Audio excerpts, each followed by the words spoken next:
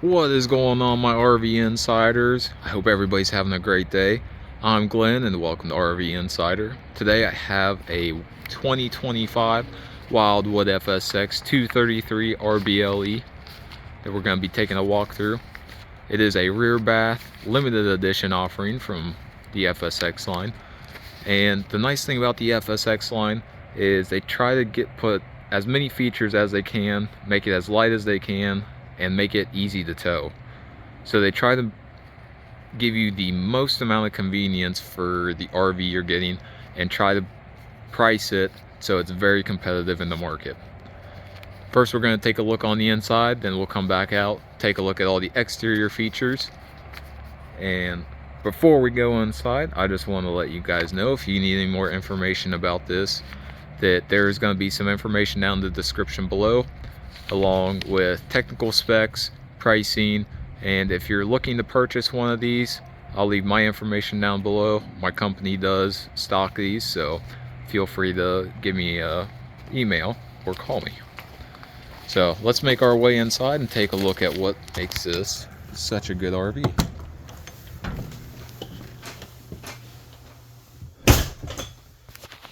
Now, upon coming in here,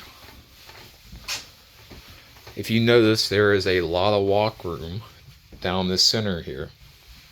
And what I really like about that is normally there's a dinette here that juts out and takes up a lot of that space.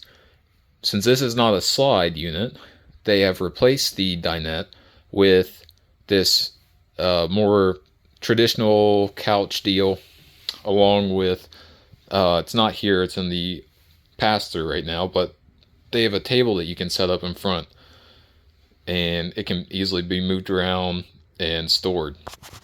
But the nice thing about that is that if you don't use it, then there is a bunch of walk space through here and that people can easily get through. Not that there's going to be a lot of people in here, but it is a nice option.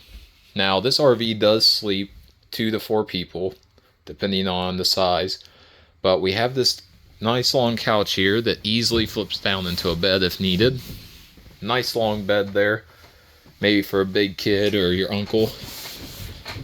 Easily flips back up into the couch, along with a lot of storage underneath of it. So Forest River has really gone above and beyond trying to maximize all the storage in this. Try to give you as much as they can. So we're gonna start over here at the control panel and work our way around. Over here we got our control panel with the water pump, water heater, our lights for the inside, our 12-volt electric awning, and our gauges for the battery and water tanks. Right here we have some hooks. Put a dog leash, your jacket, some sweaters, get them up out of the way. We have some space up here. We currently have some cushions, but they do go through both sides. Moving around here, we got another nice big long cabinet with dual doors. We have this nice big bay window that is also an emergency exit. We have the accordion style night shades. Over here we have our dial for the furnace and AC. This does have a Coleman 13,500 BTU AC and a 20,000 BTU furnace. Over here we have our 12-volt refrigerator freezer. This is 10.5 cubic feet, so plenty of space to put all the stuff you'd like to bring with you on your camping trip. Nice big freezer in there. Right next to that we have some cupboard space. Nice deep cupboards.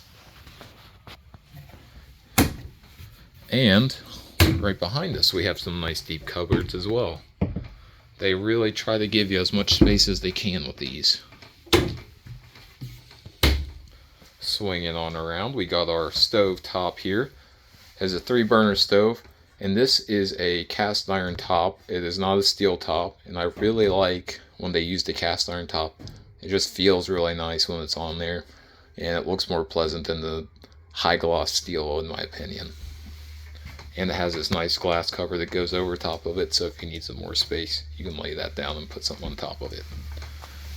Moving under, they have gotten rid of the oven and replaced it with the microwave oven. And that was from direct feedback from customers. Forest River heard what you guys were saying, and they replaced the oven with the microwave oven just because a lot of people say they don't use the oven when they go out camping. So, fair play. They've tried to make it as convenient of a place as possible, replaces the stove, and they fill this area with the microwave oven. Moving up and over, we got our farmhouse style sink with residential faucet. Over here, if you've never seen this before, this is a cup cleaner. So you put a cup on top of it, water shoots out of the center, cleans the inside of the cup, runs back off into the sink.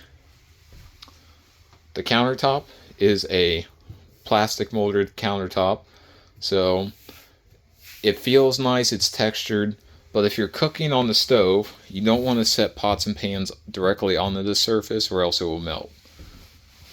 I've seen it happen, it does not look pretty, and it does leave burn marks on there. You've got some storage underneath the sink here. We've got a bank of drawers over here. They are all the same size. You can put utensils, silverware, maybe some herbs and spices. Above that we have another emergency exit bay window with the old style shade on there. Next to that we have a pre-prepped TV back location, so if you want to put a TV up, they show you where the backer is for it so you can hang it. And then right above that we have our connection points for that TV. Let's go ahead and go back this way. We're going to take a look at the bathroom. So before we go in there, we do have this barn style door that closes off the bathroom. That way you save space on any swinging doors. That is becoming a more common feature to try to save floor space, to make rooms a little bit bigger by getting rid of swinging doors. Now we have this toilet right in the center of the RV. This is a plastic toilet, it's not porcelain, but they give you a ton of legroom in here. I mean, there's a lot of legroom. And if you really wanted to, you could turn around and enjoy the view out the back. Moving over here to the counter space, we have a couple sink along with a lot of storage underneath of that. Goes all the way down, so each one of these opens for storage. Moving up, we have these giant mirrors that go all the way across the cabinet, and they open into this giant medicine cabinet. Look at that. You almost never see that in a travel trailer style RV. So they're really trying to put a lot in here. You've got another emergency exit right there. You've got, right next to the shower, you've got another set of deep storage cabinets to put linens or dish or body soap or whatever you guys need in there. Then we have this huge floor pan for the shower. And another nice feature is I really like when they put these above the shower. It gives you a little bit more headroom, and you can vent out all the humidity while you're taking a shower or afterwards. So it makes it really nice. One bad thing is if you are a little bit taller, is you don't get a whole lot of space right here. I'm 6 foot and I can barely get my hand in there, so I've got about an inch or two to work with. So having this is nice, but if you're over 6 foot and you want to use this shower, this one might not be for you. That's the only thing that I have to complain about this RV in particular, is how high off the floor these the catch pans are versus the height you can allow. It would be nice if they could somehow get that a little bit down, get that 6 or so inches back. That way some taller people can fit in there. Moving to the other side of the RV, we've got the bedroom. We've got a custom king size bed, and what it is it's slightly shorter and slightly smaller on the width, and that's what gives it the king. Now, I'll lay on it. I'll lay on the bed. One thing is, I'm all the way on the bed. I still have plenty of space up here. We turn this around, still on the bed. So we have plenty of space on that bed, and there's enough easily for two of me to lay on there. Next to that, we have some cabinetry. We've got some places to put hangers, folded clothes on the bottom there. Got a place to put undergarments, socks, whatever you want. Got these giant windows in here. Very nice windows with your accordion style blackout shades. Got these long runners right here with AC outlets on both sides. So if you need some extra space on the side, maybe a CPAP machine, place to plug in your phone, you can do that right there. Turning around here, we have another TV backer with the appropriate hookups for those to make sure it works. And underneath the bed here, we have our pass-through, and there's that fold-up table I was talking about earlier. But this pass-through, there's the outside doors right there. You can access the pass-through from the inside of the RV if you need to for any reason. Below that, we have, so there's those cloth boxes that you find at like Target, Walmart, anywhere in like near the laundry section. Those fit in there, and that's what they're actually made for, to be that size, and you can fit 4 across. Underneath there's a nice place to put your shoes. Strut assisted. Now that we've taken a look in here, let's take a look outside and see what we got. About the construction of this, the wall thickness is 2 inches, fiberglass insulation. Moving over to the front, I really like these. These are like a little caddy to put your 7-way and your tow chains. I like that this little thing's on here, just gives them a place to live. We've got a manual jack right there. We've got a 20-gallon propane tank. Moving around to the side, we have a hookup for a solar panel. So if you want to bring something, keep your batteries topped off using the sun, perfect place for that. Moving to our first pass-through door, we have a full-size spare in there. A lot of the pass-through storage area right in there. We have a stabilizer jack. This is a manual one. There is a stabilizer in all 4 corners of this. We have our hot water heater. This is a 6-gallon on-demand hot water heater, which is pretty standard nowadays. We have 2 AC outlets right there. We have our fresh water connection, our furnace, that 20,000 BTU furnace. There's one of our other stabilizer jacks right there. We have the Lippert on-the-go ladder receiver. The nice thing whenever you see a ladder on an RV or a receiver like that, they are letting you know that it has a walkable roof 99% of the time.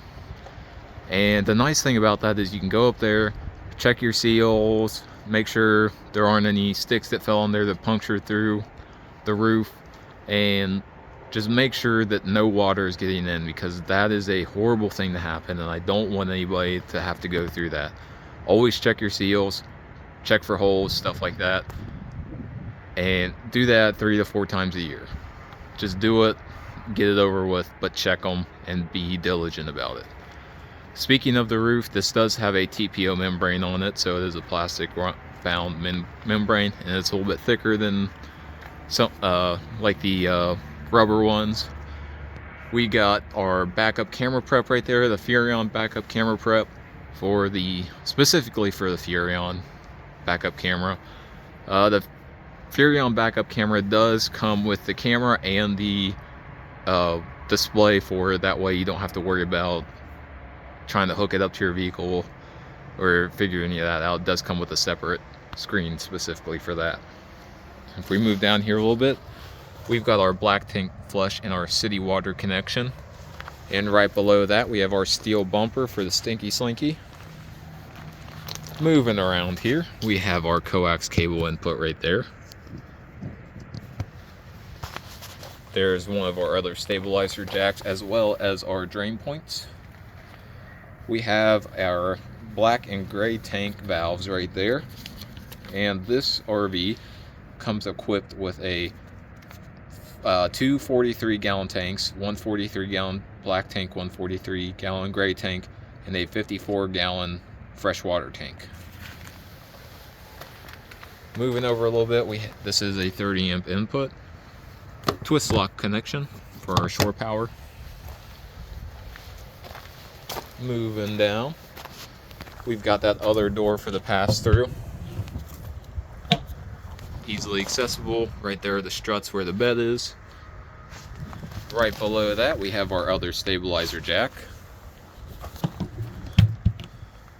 And we got some of our technical specs here. So this particular unit dry is 5,038 pounds, 28 feet 3 inches at 7520 for the GVWR.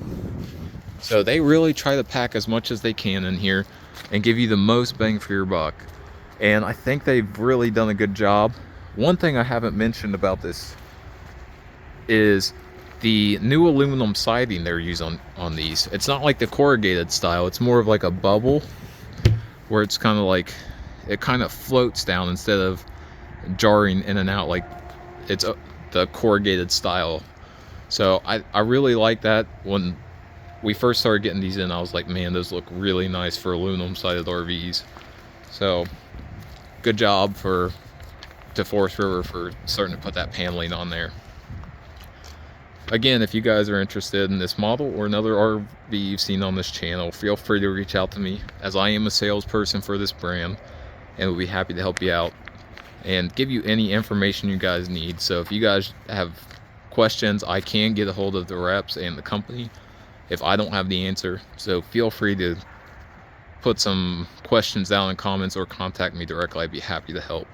Again, I hope you guys are having a great day and I hope you enjoy the tour. My name is Glenn and I'll see you in the next one.